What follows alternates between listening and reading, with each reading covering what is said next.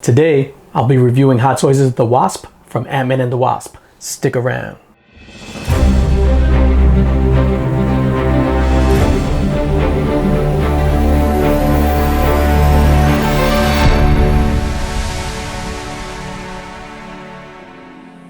What's going on, everybody? It's your boy DJ Links, back in the building, back in effect, and back with another video.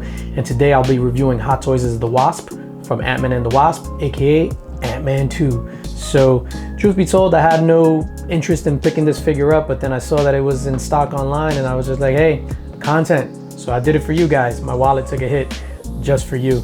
Before we get into the review, I just want to remind you that we're doing a 300 subscriber giveaway. Once the channel reaches 300 subscribers, we'll be giving away a beautiful slab of X-Men number 4, CGC graded at a 9.2. Now, let's get into the review.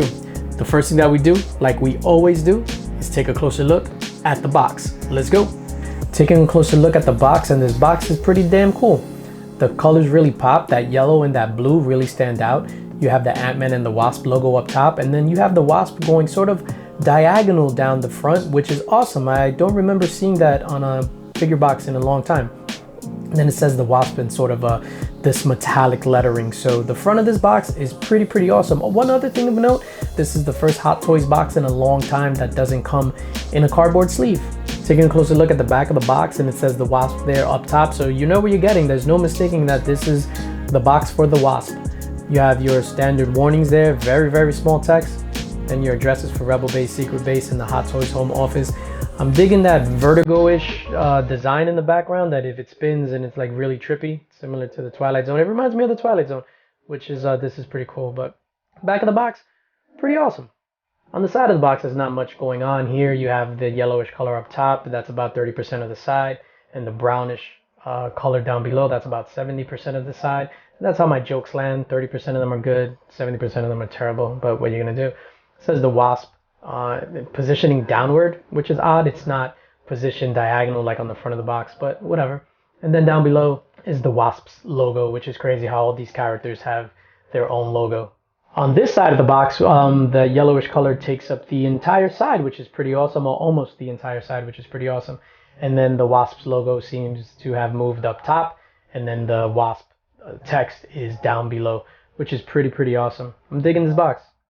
Now that we've gotten the box out of the way, it's time to open this bad boy up. Let's go.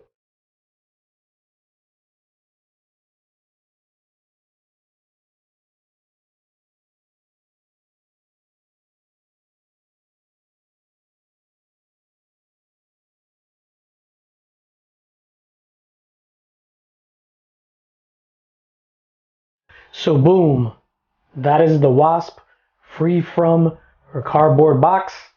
And yeah, before we take a closer look at the figure, let's take a closer look at what she comes with, the accessories. Let's go. So the first thing we're going to talk about is this backdrop that she comes with. So it's pretty cool. We got some nice Wasp art there as she's normal size and then getting really small. So this is pretty cool.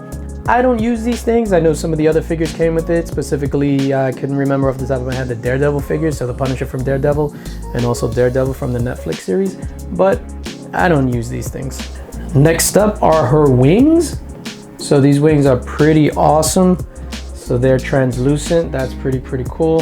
So that's one side, and then this is the other side. I have to figure out how I'm going to put these on, but I will be putting them on her.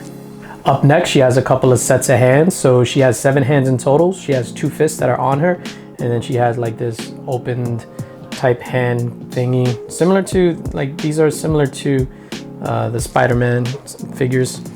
And then she has just an open hand,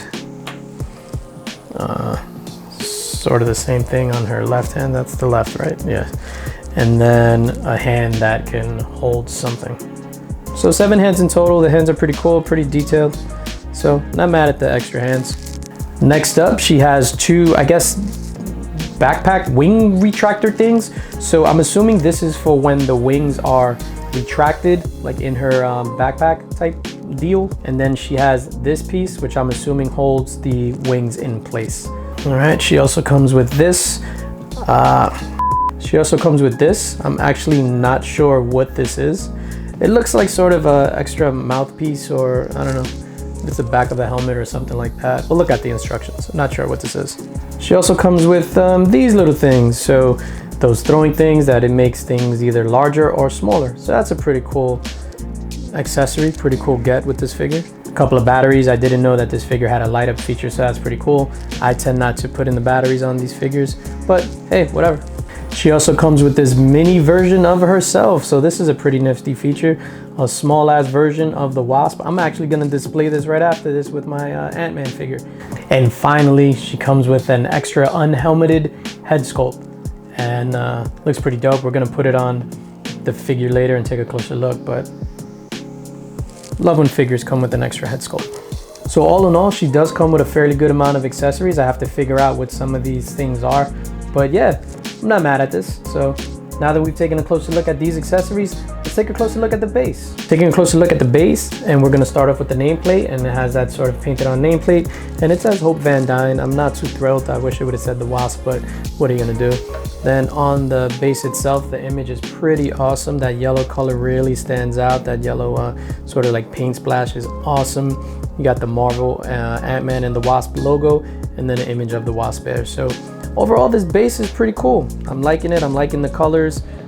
Wish it would have said the Wasp in the front, but can't win them all.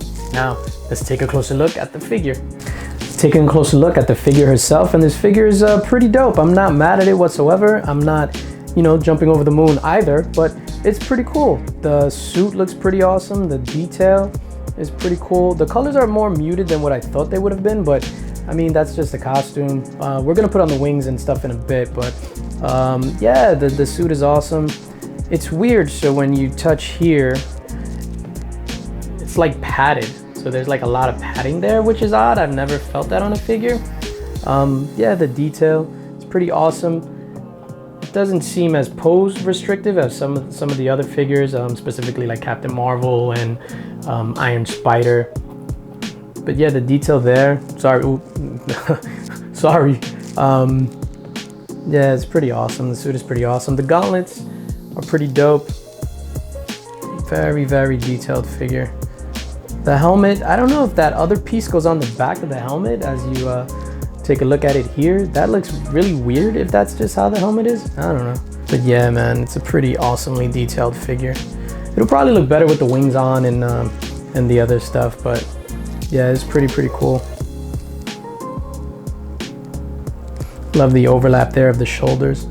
I had seen online that the arms were kind of separated, similar to the Infinity War Thanos, that there was a gap there, but I don't seem to have that problem with this version.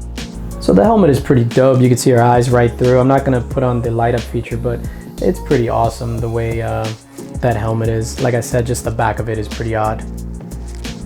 Let's put on the wings and stuff. Now, this is a figure that you really need the wings on it in order to make it pop. This thing looks fantastic. The wingspan, it looks like it goes across maybe a foot and change, so that's pretty dope. As she turns around here, we'll see the way it's connected to the backpack. So it's pretty cool. I highly recommend, if you get this figure, to pose it with the wings. It makes a world of difference. Before, I was just, like I said, I wasn't excited about it. Neither was I hating it. It was, you know, gearing towards that meh, but the wings makes a world of difference.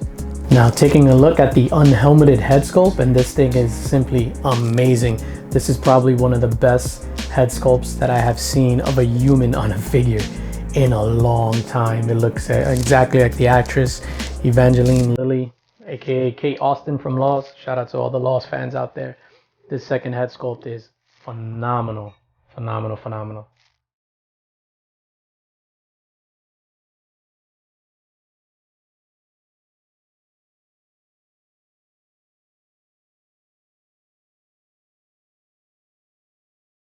So overall, this figure is pretty sick. I wasn't leaning towards loving it in the beginning until we put the wings on and that unhelmeted head sculpt. Even the helmeted head sculpt was dope, but the wings and changing the hands, taking off the fist and putting on the other hands, really helped this figure out. Now, this figure is sort of like the Falcon figure from the original Winter Soldier movie, the original Hot Toys Falcon figure, where the figure was okay until you put the wings on and it really brought it to life. So I am not mad at this figure at all. I actually like it. So during the course of the review and me doing this, I was just like, holy shit, this is a pretty cool figure. So what is it gonna receive on my scale? And you know my rating scale, we go from super fire to meh, trash, and super trash. I was leaning towards a meh, but then it came to life. With that said, we're gonna have to give this Hot Toys figure of the Wasp a fire.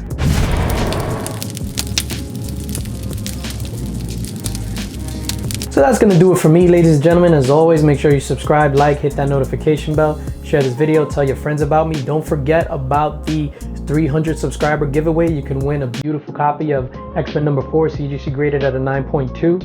And as always, most importantly, spread love because it's the Brooklyn way. Peace.